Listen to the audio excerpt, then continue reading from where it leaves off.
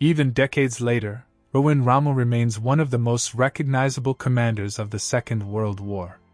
Known to history as the Desert Fox, he earned that title through bold initiative and unconventional leadership on the battlefields of North Africa. Yet Rommel's enduring legacy is tied not only to his military brilliance, but to a rare act of courage among Hitler's generals: his willingness to speak openly and honestly to Adolf Hitler about the true state of the war. That honesty would ultimately cost him his life. Rommel's son, Manfred, witnessed firsthand his father's complex and unpredictable relationship with Hitler. In the early years, there was little friction between them. Rommel admired Hitler as Germany's leader, and Hitler in turn respected Rommel as a decorated World War I veteran and gifted officer. Rommel was many things at once: kind and generous, yet demanding and authoritarian. He was an outstanding tactician, but often blind to the deeper political and moral realities of the regime he served. After Germany's defeat in the First World War and the subsequent demilitarization imposed by the Treaty of Versailles, Rommel chose to remain in the army.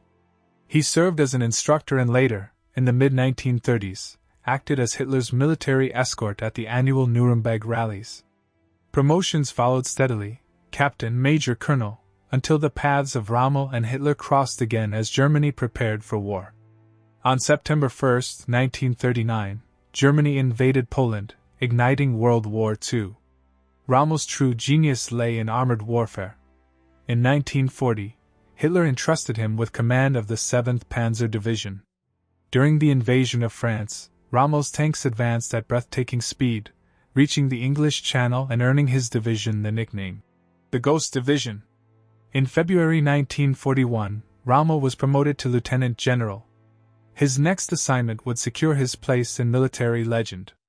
Rommel never lacked confidence.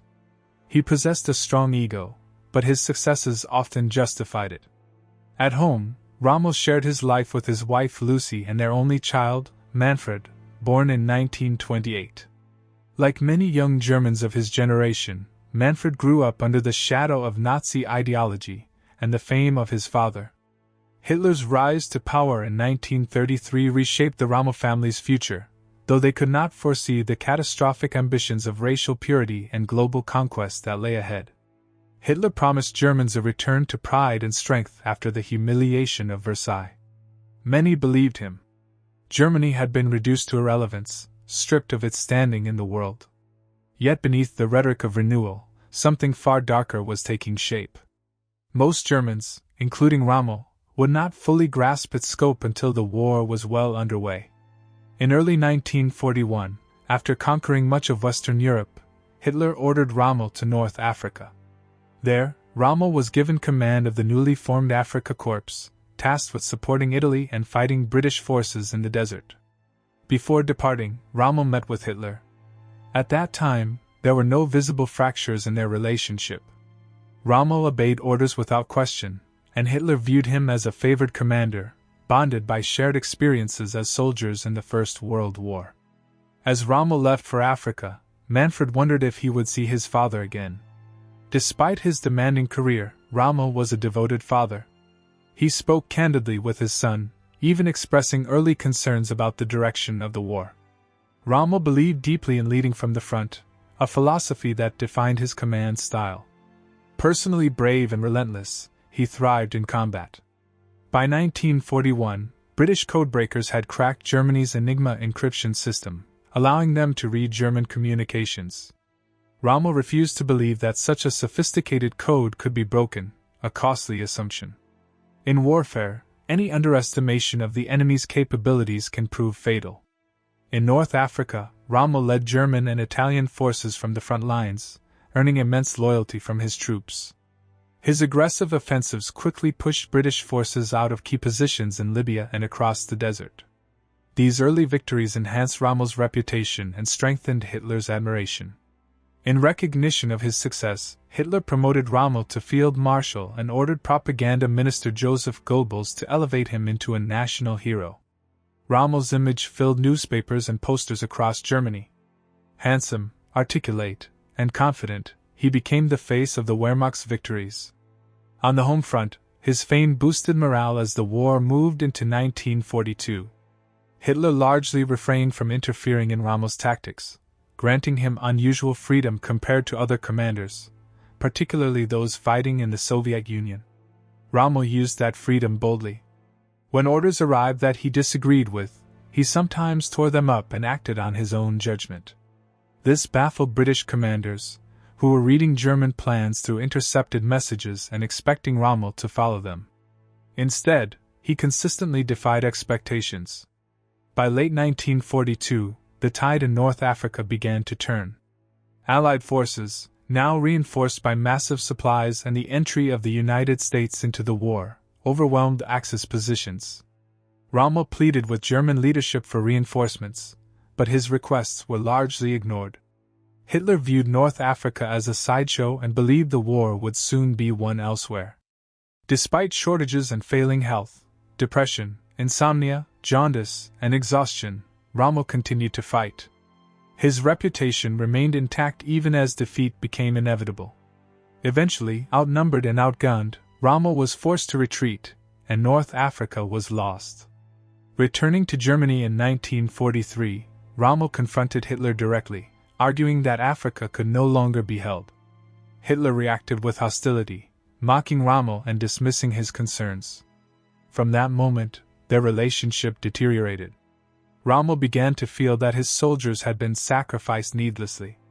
Around this time, Rommel also began to hear credible reports of mass executions, concentration camps, and atrocities committed in the East.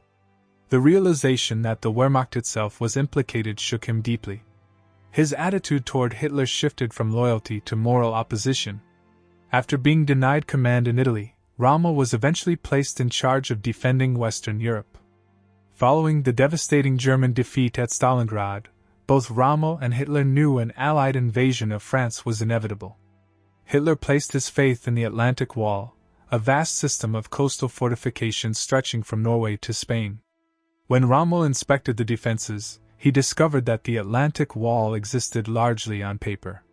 He believed the Allies had to be stopped at the shoreline within the first 24 hours, before air superiority and naval firepower made resistance impossible.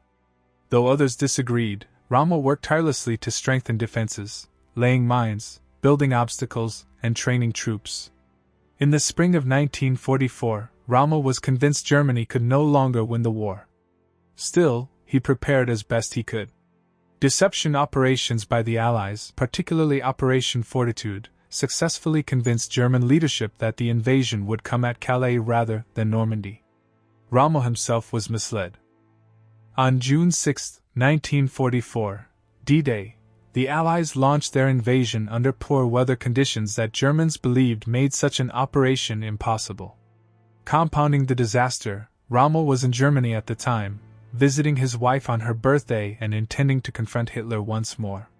When news arrived that Allied forces had landed in Normandy, Rommel rushed back to France, but the damage was already done. Within days, Rommel understood that the battle in the West was lost. He spoke bluntly to Hitler, urging him to seek peace with the Western Allies. Hitler refused, declaring that no one would negotiate with him. Rommel concluded that Hitler was no longer acting in Germany's interests, but only in his own. In July 1944, Rommel put his conclusions in writing, sending Hitler a letter stating that the war in the West was lost and urging an end to the fighting. Around the same time, elements within Germany planned to assassinate Hitler. Rommel opposed assassination, believing it illegal and dishonorable, though he supported Hitler's removal and arrest. On July 17, 1944, Rommel was severely wounded when British aircraft attacked his staff car in France. His injuries ended his military career and removed him from active events just days before the failed July 20 assassination attempt on Hitler. After the plot failed, Hitler unleashed a wave of executions. Though Rommel's involvement was never proven, Hitler viewed his honesty as betrayal.